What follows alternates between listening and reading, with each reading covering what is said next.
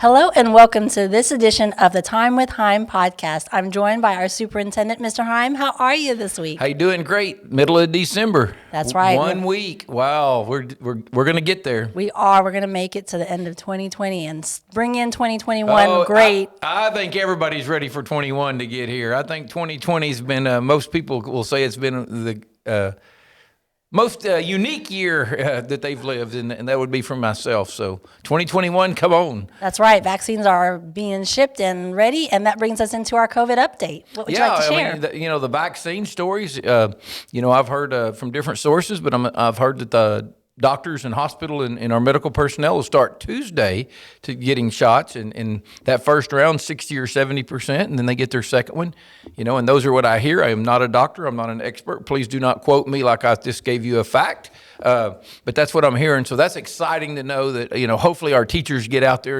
and sometime in January, our teachers start getting vaccinated and we get back to norm as quick as possible. Still, our COVID update as a district, we still feel good about it. I looked this morning, and I know you were updating the page today, so these numbers are the older numbers, but we're still at about 30, mid-30s in adults and mid-30s in students. And those numbers aren't terrible considering the size of our district. I know that are active cases, and they're spread out pretty evenly around the district. So once again, the challenge has been to keep our students at school face-to-face. I've tried to make this this announcement as much as I could. All the experts say the safest place for the students is face-to-face learning.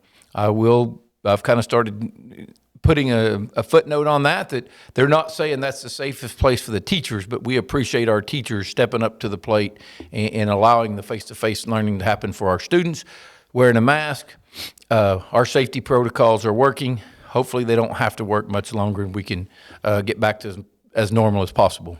And we know that we have shared with our families that if you have been in contact or at high risk, they can stay home by letting the attendance office know that they are working as a quarantine. This flexibility we offered, it has created some problems. We probably had more kids, a higher number of students just use it as an excuse not to come to school. But attendance has always been a problem for a certain number of our students. But again, one of the things we really want to happen is we want our students who are ill or our staff who are ill to stay home.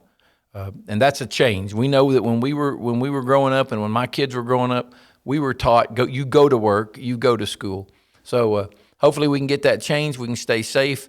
When you're sick, stay home. Keep your kids at home. They can log on and do their work and stay caught up. And if a family member is awaiting for a COVID test result, they should stay home as well. Yes. If you're thinking you need to be tested, you should stay home until you get your test results back. That's our recommendation at all times.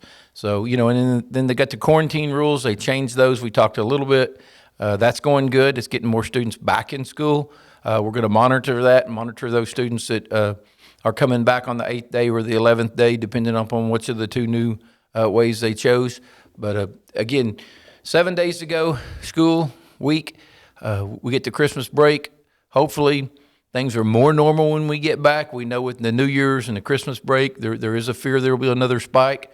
They feared that after Thanksgiving. I know there were some around the state a little bit, but in Lawton Public Schools, that 14 days, after Thanksgiving, we didn't see a huge spike. So we're holding steady, and again, that's hats off to teachers, staff, students, and everyone for wearing masks and practicing hand washing, social distancing, and wear a mask. And you made a comment in our last podcast about finding that COVID summary. We put a new feature right on the homepage on our banner, so it would say COVID summary, and then directly underneath that is a button, so we make it easy for you guys to find it. Oh, awesome. Versus going to the community. It's right on the left-hand side. One click, and that's some of the best information we put out. I've had other people call in and tell me that they really like that from other school districts because they can keep up with where we're at. It keeps up with how many cases are active because it helps with the communication. One of the hardest things you have during this, if a teacher tests positive and 8 other teachers have to get quarantined, 1 positive plus 8 quarantines is not 9 positives. Well, the rumor mill says we had 9 teachers positive when we really have 1 teacher positive and 8 quarantined. Obviously, if we had that high a percentage of one building of staff test positive, we'd really consider looking at going 100% virtual in that building. Correct. And speaking of virtual, We talked also about last week our 11 sites. What do you want to share? Because I yes. think we've got more. You know, this is one of those things that talks about, one of the things I always talk about is you don't have to be bad to get better. And this is a staff thing. It's always fun for me to get to talk about all the great things, but it's what everybody else does. It's our teachers or staff. Well, when at Thanksgiving break, when we fed our students 14 meals on Monday, we had this conversation, how many are going to come? How many places do we open? Let's try one. We had a long line and a lot of you came. We apologize immensely that you had to wait. We want to provide food quickly.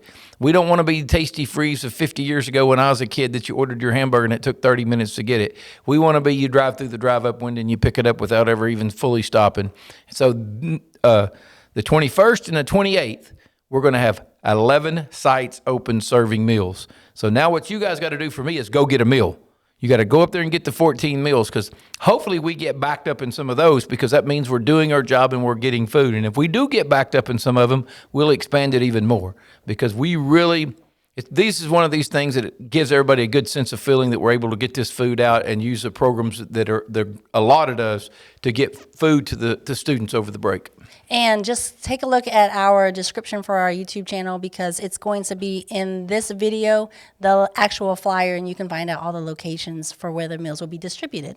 And then let's talk about some celebrations as far as Lawton High went yesterday and saw their gym floor. It's getting done. Oh, yeah. Is that nice? It looks beautiful. We have digital signs going up. Yes. One of the great things, again, it's one of these things that I get to say, yeah, all right, because, we've talked about this before. This community passed a bond issue in 2017. There's some sales tax money still from that one and a 2014 bond issue that we have a little money left that was meant to do some renovations, improving things. Well, I'm getting to spend it. That's a good thing. I didn't do all the work, but I get to spend it.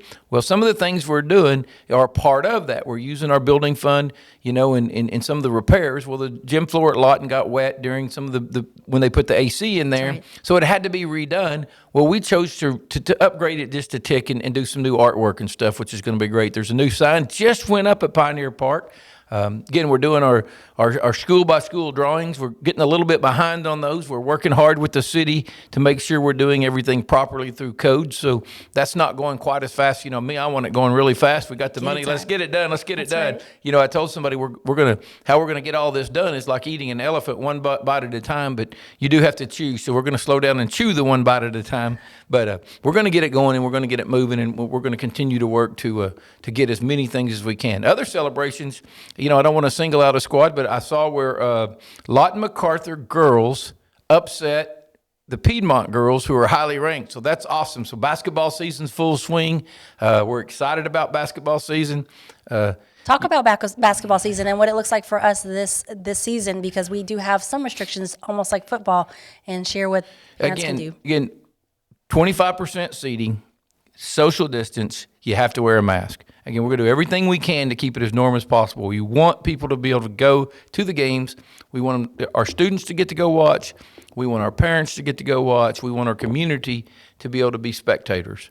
So wear a mask, 25% seating, but social distance, and we think we can keep that going. Now, for our inner city games, so we can get more people in the gym, we're going to do those at the Coliseum. Still, it'll be 25% wear a mask, but obviously the Coliseum has more seating, so we'll get more of a crowd there. So that's an exciting thing. But wrestling is still going on. Soccer's getting ready to start. Middle school soccer. Oh, yep, middle school soccer this year. This is going to be awesome.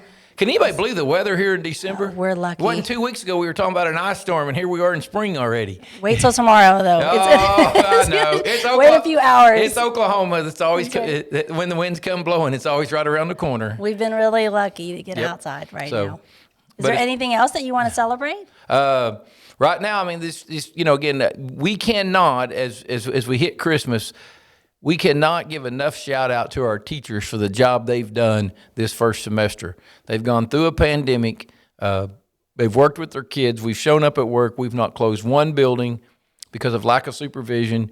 We've had some bumps and bruises, and it's not been perfect. But our teachers have been superstars. And if you see a teacher, give them a shout out because most of our parents want to see face-to-face learning. And if they want that, we need to provide that opportunity. So thank you, teachers, for making that happen. And the support staff, custodians, cooks, bus drivers, everybody else. You're right there with them. So thank you all. That's right. Mr. Hime, thank you so much for joining us. I know we only have one more week, but we've got a lot of good things to happen. Yes, thank you. And you know, just remember the only reason the podcast was short is because Bella only has half of a memory card. That's right. But his He's battery doing better. he did get his battery this whole time. So it's a great, hey, what a great podcast. We got through the memory card and the battery without any hiccups. So Mr. Hime, thank you for joining us. As always, it's a pleasure. thank you. All right. Until next time, you guys have a great weekend. Stay warm, stay safe, and we will see you then. See you next week. Bye-bye.